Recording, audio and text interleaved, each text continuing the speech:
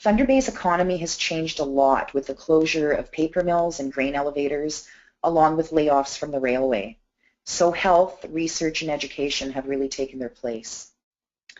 Right now, there are about 15,000 residents in Thunder Bay living below the low income measure, which is actually lowered to about $19,500 for a single person. So we have a lot of poverty in Thunder Bay, a lot of people that are working poor, people that are working and living below the low income measure. And the next slide just quickly shows how the low income measure has remained pretty much consistent in Thunder Bay, hovering between 12.5% and 14% of the population, lying below that line. So Thunder Bay's Poverty Reduction Strategy Committee is chaired by City Councillor Paul Pugh, and this has been a huge benefit for those of us working on the strategy. Councillor Pugh has been able to direct the committee to make wise decisions as to when to present to City Council and our local Social Services Administration Board, as well as what information should and should not be included. I coordinate the study through the Lakehead Social Planning Council, and the committee members volunteer their time and their talents. People on the committee include someone from our crime prevention strategy, our local library, the Northwest Women's Centre, Kinawea Legal Clinic, Poverty Free Thunder Bay, and also, as I mentioned before, City Councillor Paul Pugh, as well as someone from Service Canada that helps lead our HPS funding. And we have other various community members and organizational members. And we meet monthly and we update each other as well as discuss new business. We have 4 pillars under the poverty reduction strategy, and housing is a huge issue in Thunder Bay right now.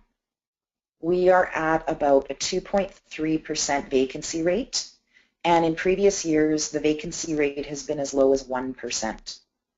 Shelters are full on a daily basis, and there are 750 meals per day being handed out at the local homeless shelter, which is Shelter House, and Thunder Bay's only shelter that practices harm reduction.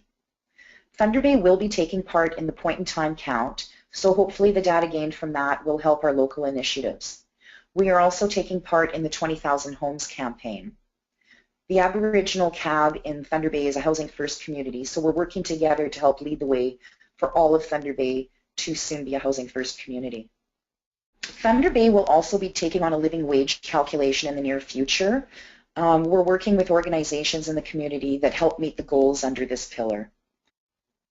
And under the infrastructure pillar, we have attained some of these goals by offering 211 North services. The Lakehead Social Planning Council delivers 211 North information. We also offer free internet access, which is offered throughout the city in various locations as well. And we've been meeting with Transit, Thunder Bay Transit, to align with the poverty reduction strategy, parts of the Thunder Bay Transit Master Plan. And this is also a suggestion to everybody that's going to have a poverty reduction strategy or has one, to align yourselves and your strategy with organizations that have common goals, and then you get that collective impact. And under our 4th and final pillar, inclusion and engagement, Thunder Bay's Crime Prevention Council works very hard towards many of these goals. There are campaigns that aim to meet these goals as well.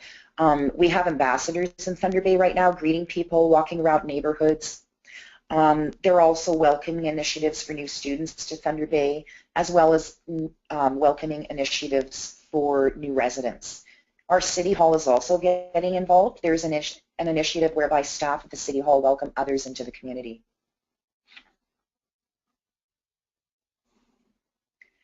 And I don't usually read off slides when I give a presentation, but these lessons learned so far deserve to be read and heard out loud. So while some can be met, not all of the goals of your poverty reduction strategy can be met right away. Learn to discuss these frustrations, ask for help from the committee. You don't want people to feel bullied or unimportant, and make sure to include everybody on the committee at all times. And have a committee that meets on a regular basis. We meet monthly, and that works really well for us. Things can go by the wayside if there aren't regular meetings. And fail forward.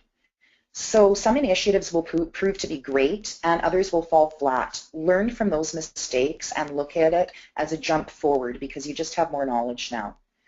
Sometimes it takes mistakes or lessons learned to lead to new ideas as well. And take risks, work outside the box, try new things, be creative.